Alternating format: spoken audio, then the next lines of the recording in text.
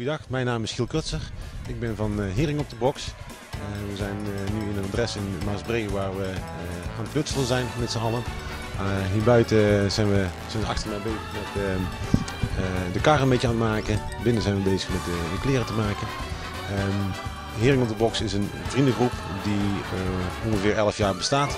We lopen dit jaar voor de 10e keer mee en dit jaar als een lopend vuurtje.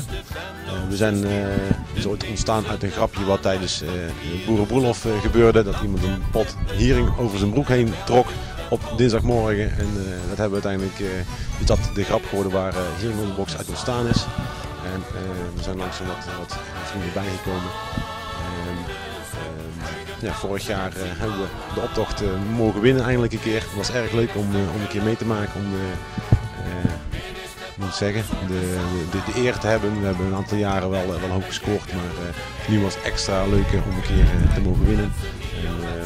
En, nu zijn we bezig met weer een nieuwe optocht in voorbereiding. Zoals al gezegd, een lopend vuurtje wat we dit jaar maken. Dus we zijn heel veel met luciferstokjes te maken. We zijn met alles wat met vuur te maken heeft. We zien zelf als een soort luciferstokje uit met een jas aan en een grote vuurbal op het hoofd waar lampjes aankomen en vlammetjes in komen te zitten.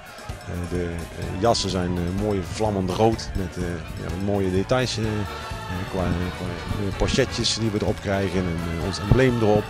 De kar wordt een grote lucifer die bewegend gaat zijn, die als echt een lopend vuurtje door de optocht zal gaan.